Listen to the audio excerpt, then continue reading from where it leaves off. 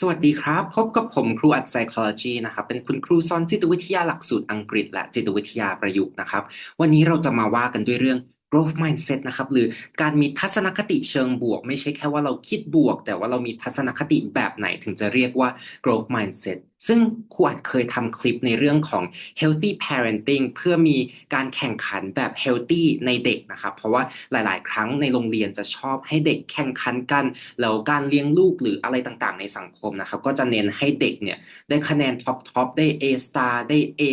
สอบได้คะแนนที่1หรือว่าเก่งที่สุดได้เหรียญทองนะครับไม่ว่าจะเป็นระบบการศึกษาแบบไหน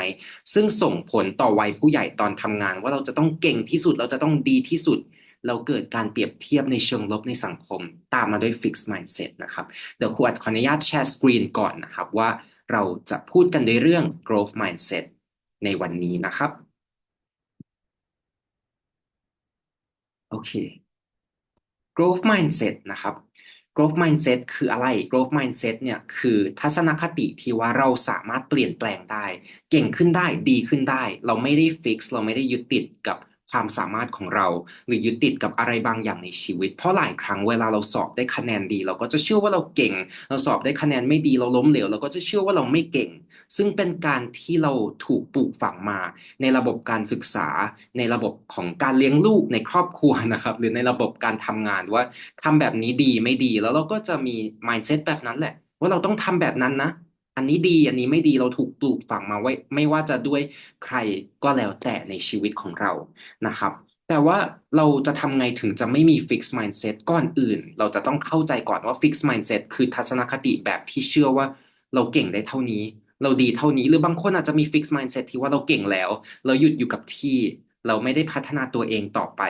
นะครับงั้น fix mindset คือการไม่เปลี่ยนตัวเองไม่ว่าคนคนนั้นเขาจะคิดว่าเขาเก่งหรือไม่เก่งยังไงเรามาเข้าใจกันดีกว่านะครับว่า why some have fixed mindset ทำไมบางคนถึงมี fixed mindset นะครับก่อนอื่นเราคุยกันแล้วแหละว่ามันเกิดจากใน education system มันเกิดจากระบบการศึกษาที่เน้นแค่เกรดอย่างเดียวเพราะเกรดสำคัญในเรื่องของการไปเรียนต่อระดับมหาวิทยาลัย and so on นะครับซึ่งมันก็ไม่ได้การันตีเราหรอกนะครับว่า การที่เราเรียนจบจากที่นี่ที่นั่นแล้วเราประสบความสำเร็จหรือไม่ประสบความสำเร็จเพราะว่าชีวิตคนเราอ่ะครูอาจอยากจะมาแชร์ว่ามันเหมือนเป็นหนังสือเหมือนเป็น chapter เราเรียนจบถือว่าจบ chapter บทที่1และบทที่2คือการทำงานในแต่ละออฟฟิศแต่ละบริษัทมันมีแต่ละ chapters of life แต่ละบทของชีวิตมันไม่เหมือนกันเพราะฉะนั้นเราจะเอาบทที่1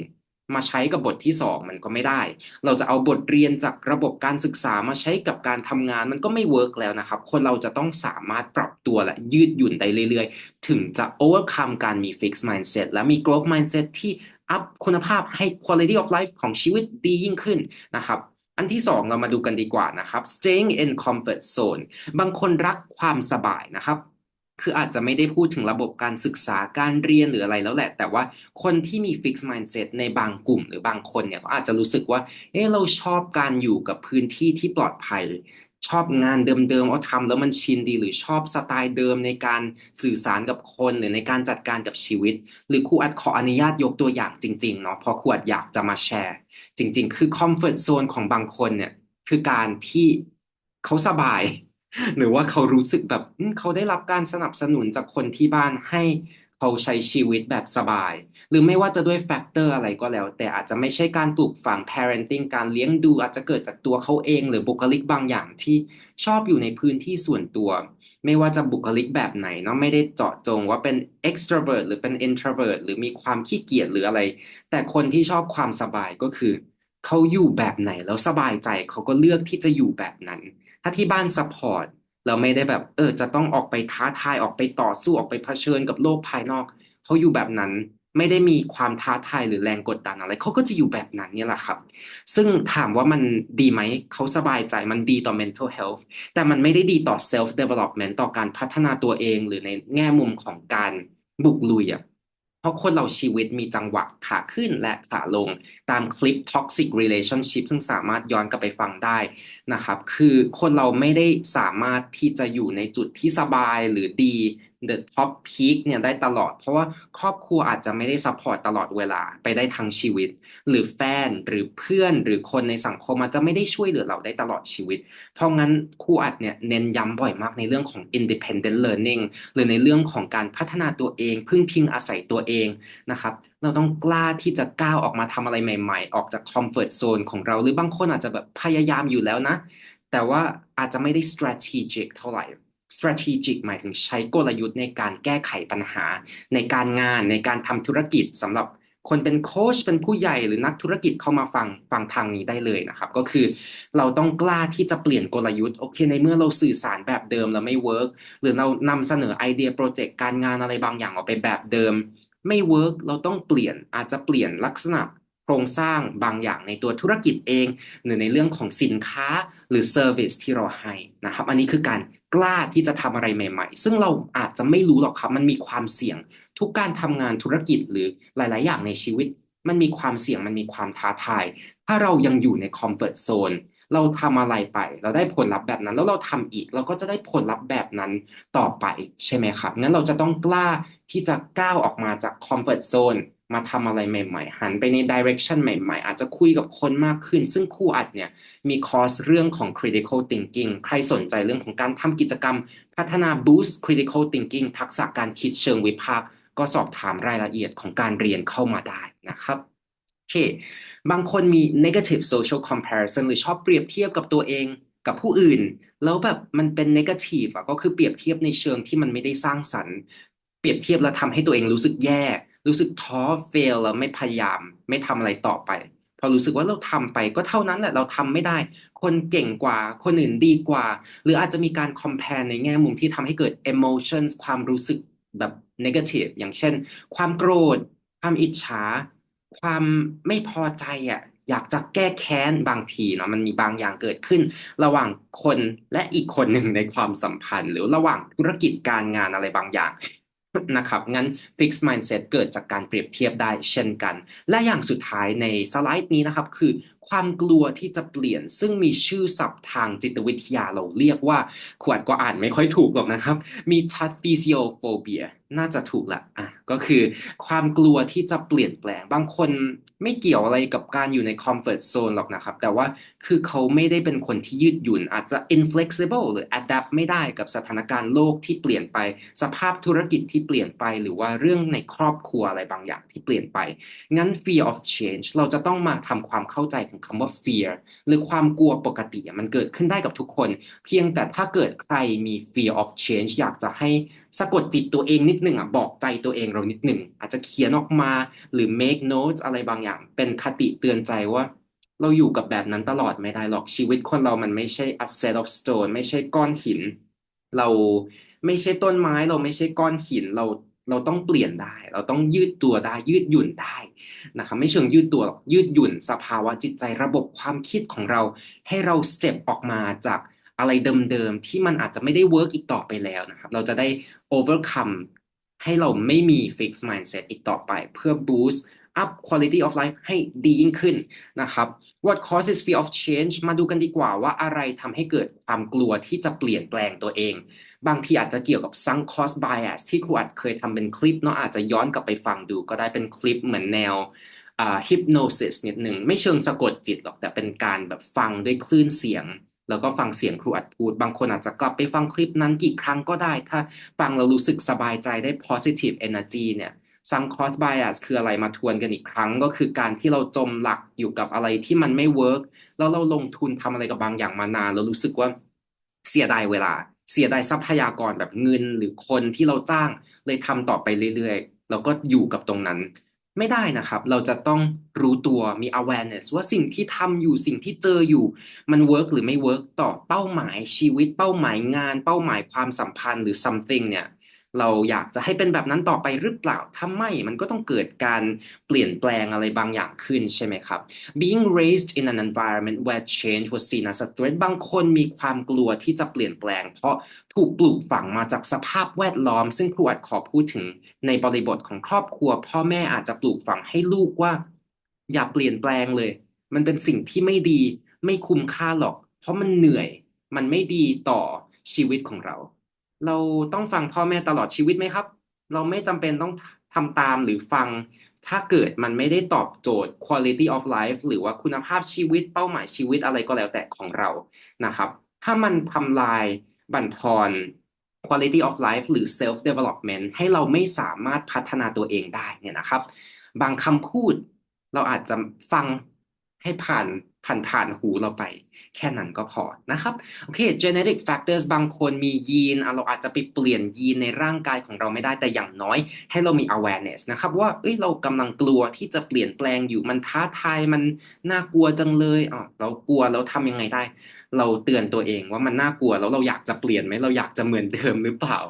นะครับโอเค distressful childhood experience related to change ความกลัวในวัยเด็กหรือปัญหาในวัยเด็กอะไรบางอย่างอาจจะทำให้เรารู้สึกเครียด เป็น trauma แล้วเรา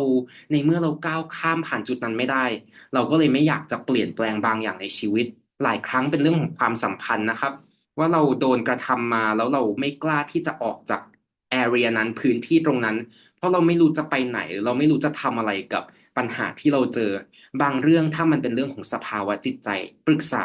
จิตแพทย์นักจิตวิทยาได้นะครับอย่าเก็บเอาไว้คนเดียว social support เรามีอยู่รอบข้าง เราต้องรู้จักใช้ social support ที่ดีในสังคมของเรานะครับ4 self doubt and feeling insecure about adjusting well to changes เรากลัวที่จะเปลี่ยนเพราะเรารู้สึกไม่มั่นคงในจิตใจเหมือนเดิมครับไม่จำเป็นจะต้องเป็นโรคถ้าเราไม่มั่นใจในตัวเองหรือเรารู้สึกไม่ปลอดภัย insecure หรือเราลังเลว่าเราเก่งพอเรามีความสามารถหรือเปล่าลองทำดูลองปรึกษาคนรอบข้างดูลองหา social support ดูนะครับ และอย่างสุดท้าย feeling a loss of control รู้สึกว่าเราควบคุมอะไรไม่ได้เลย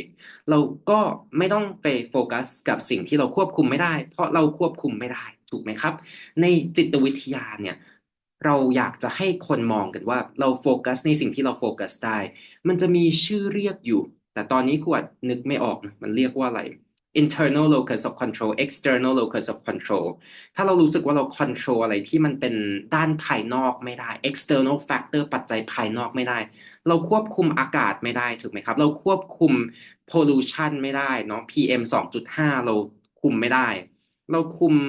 ตัวเราเองสุขภาพเราการจัดการกับตัวเองนะครับงั้นเราก็จะสามารถแก้ไข fear of change ได้ถ้าเรามี awareness ที่ดีพอ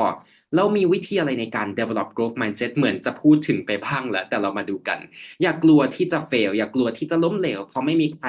success ตลอดมันต้องมีล้มเหลวบ้างเป็นเรื่องปกติในชีวิตนะครับ lifelong learning อย่ากลัวที่จะล้มเหลวแล้วอะไรอีกเรียนรู้ไปตลอดชีวิตครับ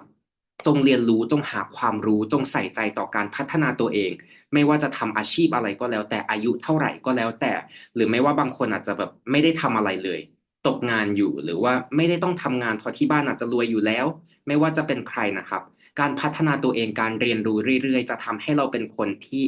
น่าดึงดูดมากขึ้นมีเสน่ห์มากขึ้น attractive มากขึ้นในสายตาของผู้อื่นแล้วเราก็จะรู้สึกมั่นใจในตัวเองและมี self esteem ที่ดีขึ้นด้วยนะครับงั้นเราเรียนรู้อะไรได้เราเรียนรู้ในสิ่งที่เราชอบแล้วมันอาจจะมีประโยชน์หรือไม่มีประโยชน์กับเราก็แล้วแต่ถ้าเราสนใจอะไรเราเรียนรู้ได้ตลอดเวลาเลยนะครับ step out of your comfort zone ออกจากพื้นที่ที่เรารู้สึกว่ามันเป็นเซฟโซนของเราเพราะเซฟโซนของเราจริงๆแล้วมันอาจจะไม่ได้เซฟก็ได้นะครับถ้าเราไปอยู่ในพื้นที่ที่มันท้าทายแต่มันทำให้เราเติบโตหรือมันทำให้เราแบบจิตเรามั่นคงแข็งแกร่งมากขึ้นแล้ว quality of life เราดียิ่งขึ้นเนี่ยนะครับครูอัดว่ามันคุ้มนะครับหลายครั้งคนจะแบบมันเหนื่อยไม่ทำดีกว่า ซึ่งมันก็คือ mindset ทั่วๆไปที่เป็น90หรือ99%ของ population แต่ถ้าเราอยากจะเป็น1%ของ population ถ้าเรามีแนวคิดที่แบบเราอยากเก่งเราอยากเด่นเราอยากดีขึ้นมาเราไม่อยากเหมือนเดิมแล้วเราเบื่อเวอร์ชันเดิมก็สามารถเอาแนวทางพวกนี้ไปใช้ได้มั่นใจในตัวเองก็ได้ครับคือมันอาจจะฟังดูง่ายนะคือแบบเป้าหมายที่เราตั้งเอาไว้หรือว่าที่เราได้บางอย่างมาเป็น expectation จากเจ้านายหรือจากคนรอบข้างเนี่ยในความสัมพันธ์ก็เป็นไปได้นะเหมือนแบบวันวาเลนไทน์จะต้องออกเดททุกปีบางคู่เป็นแบบนั้นหรือว่าต้องซื้อของขวัญวันเกิดให้ทุกปีห้ามลืมคือเราต้องมั่นใจว่าเราทำได้เดี๋ยวเราก็ทำได้เองเรามีจิตใต้สำนึกแบบไหนเดี๋ยวเราก็จะเป็นแบบนั้นเองโดยอัตโนมัติโดยสัญชาตญาณของเรานะครับโอเคแล้วก็ be open to criticism อย่างที่ว่าคนเราล้มเหลวได้เราไม่ได้ประสบความสำเร็จได้ตลอด งั้นเวลาเราล้มเหลวเราก็จะได้รับ criticism หรือคำวิจารณ์ ซึ่งไม่มีใครชอบฟังหรอกครับ criticism เราต้องมาตัดสินว่า criticism เนี่ยมัน constructive มันมีประโยชน์กับเราหรือข้อติพวก criticism ต่างๆพวกคำว่าต่างๆมัน negative ว่ะมันไม่ได้มีประโยชน์เลยเราไม่ต้องฟังไม่ได้ต้องสนใจก็ได้นะครับงั้น criticism ที่ทำให้เราเก่งขึ้นฉลาดขึ้นเติบโตได้มากขึ้นในอาชีพการทำงานใน pathway ชีวิตของเราก็จงฟังครับ ต่อให้มันอาจจะไม่น่าฟังในตอนแรกแต่ในระยะยาวแล้วเราต้องคิดการไกลว่าเราต้องการที่จะเก่งขึ้นหรือดีขึ้นในแง่มุมไหนบ้างนะครับลองถามตัวเองคำถามพวกนี้ดูครับ What can I learn from this mistake เราสามารถเรียนรู้อะไรได้บ้างจากข้อผิดพลาดในครั้งนี้นะครับสองนะครับ How can I do that เราจะทำได้ยังไง How คือยังไงวิธีการนะครับสาม What progress have I made today อาจจะลองกลับมาถามตัวเองว่าเอ้ยเราวันนี้เราได้ทำอะไรไปแล้วบ้างที่เป็นการคืบหน้าหรือเป็นการเคลื่อนไหวเป็น progress เป็น achievement หรือเป็นอะไรที่อาจจะเล็กๆน้อยๆก็ได้นะแต่เรามี progress เราทำอะไรแล้วแบบมันดีต่อตัวเราเองอ่ะอย่างเช่นการเก็บเตียงเก็บที่นอนนะครับพับผ้าห่มง่ายๆเลยนะครับในชีวิตประจำวันทุกวันเราตื่นขึ้นมาเอ๊ะเราได้ทำหรือยังบางคนมีนะครับบางคนคือแบบไม่อาบน้ำไปทำงานเลย ก็ตื่นมาก็ไม่ได้มีกลิ่นตัวอะไรก็ไม่อาบน้ำแต่การอาบน้ำก็อาจจะเป็น progress ก็ได้นะครับคำมาแชร์กันเนาะแล้วก็อันสุดท้ายนะครับ what habit should I develop for success มีอะไรที่เป็นนิสัยใน habit นิสัยส่วนตัวนิสัยที่เรามีในชีวิตประจำวันที่เราสามารถพัฒนาได้เพื่อการประสบความสำเร็จหรือเพื่อเป้าหมายที่เราวางเอาไว้ในระยะยาวหรือเป้าหมายอะไรก็ได้เราควรเปลี่ยนแปลงอะไรอาจจะเป็นเรื่องสุขภาพเราต้องเปลี่ยนอาหารการกินหรือพักผ่อนดูแลตัวเองออกกำลังกายหรืออาจจะเป็นในความสัมพันธ์เราจะต้องเปลี่ยนลักษณะคำพูดของเราหรือว่าเปลี่ยนการสบตากับผู้คนให้มากขึ้นเราต้องยิ้มมากขึ้นนะครับก็เป็นได้นะครับอันนี้คือสิ่งที่อยากจะให้ถามตัวเองและมาดูกัน คาร์ล ดเวกเป็นนักจิตวิทยาที่เชื่อมั่นในเรื่องของ growth mindset กล่าวเอาไว้ว่า In a growth mindset challenges are exciting rather than threatening ความท้าทายเป็นสิ่งที่น่าตื่นเต้นแทนที่จะเป็นสิ่งที่มันเป็นพิษเป็นภัยต่อเรานะครับ so rather than thinking oh I'm going to reveal my weaknesses you say wow here's a chance to grow แทนที่เราจะคิดว่าเฮ้ยเราจะแสดงสิ่งไม่ดีออกมาเราจะเปิดเผยท่าแท้ข้อเสียที่เรามีให้คนอื่นรู้ว่ามันไม่ดีเลยเราอาจจะบอกตัวเองว่าโอ้โหว้าวคือการเป็นตัวของตัวเองเนี่ยมันอนุญาตให้เราเติบโตได้คนจะได้ให้ฟีดแบ็กต่อเราว่าเราพัฒนาตรงไหนได้อีกนะครับมีอีกนะครับคาร์ล ดเวกกล่าวเอาไว้อีกว่า change can be tough การเปลี่ยนแปลงอาจจะท้าทาย but I've never heard anybody say it wasn't worth it ใช่ไหมล่ะความเปลี่ยนแปลงอาจจะท้าทายแต่ว่ามันไม่ได้แปลว่ามันไม่คุ้มค่าซะหน่อยใช่ไหมครับโอเคก็มีโค้ดเล็กๆน้อยๆที่ครูอัดฝากเอาไว้จากนักจิตวิทยาคาร์ล ดเวกนะครับในเรื่องของการพัฒนาตัวเองในเรื่องของการมี growth mindset และอยากจะฝากเอาไว้อีกนิดนึงนะครับว่าคาร์ล ดเวกเนี่ยได้กล่าวเอาไว้เกี่ยวกับเรื่องของคำชื่นชมที่ครูอัดก็คงจะพูดถึงไปแล้วในคลิปก่อนหน้านี้แต่ การที่คนโฟกัสแต่แค่คะแนนสอบอย่างเดียวหรือว่าโฟกัสในเรื่องของการชมลูกเลี้ยงลูกด้วยการชมลูกเก่งจังเลยมีความสามารถที่ดีนะชื่นชมคนคนหนึ่งที่ตัวคนคนนั้นเนี่ยไม่ว่าจะเป็นลูกหรือเป็นใครก็แล้วแต่ถ้าเราชื่นชมใครสักคนที่ตัวคนนั้นเขาอาจจะรู้สึกว่าเอ้ยเขาเก่งอยู่แหละเป็น fixed mindset นะอันนั้นอะแต่ถ้าเราชื่นชมที่ผลลัพธ์แบบว่าเอ้ยเขาพยายามเราชื่นชมที่การทำงานของเขาที่ effort ความพยายาม ที่สิ่งที่เขาทำแล้วกันไม่ใช่ที่ตัวตนเขานะแต่ว่าที่ความพยายามคนคนนั้นก็จะมองว่าความพยายามเป็นสิ่งที่ดีอันนั้นแหละ growth mindset ค่อยมานะครับฝากเอาไว้เท่านี้แล้วเดี๋ยวใครสนใจคอร์สเรียนต่างๆในจิตวิทยาประยุกต์ในเรื่องของการเลี้ยงลูกหรือการจัดการกับ mindset ก็สอบถามติดต่อเข้ามาได้แล้วเดี๋ยวไว้พบกันในคลิปถัดไปนะครับสวัสดีครับ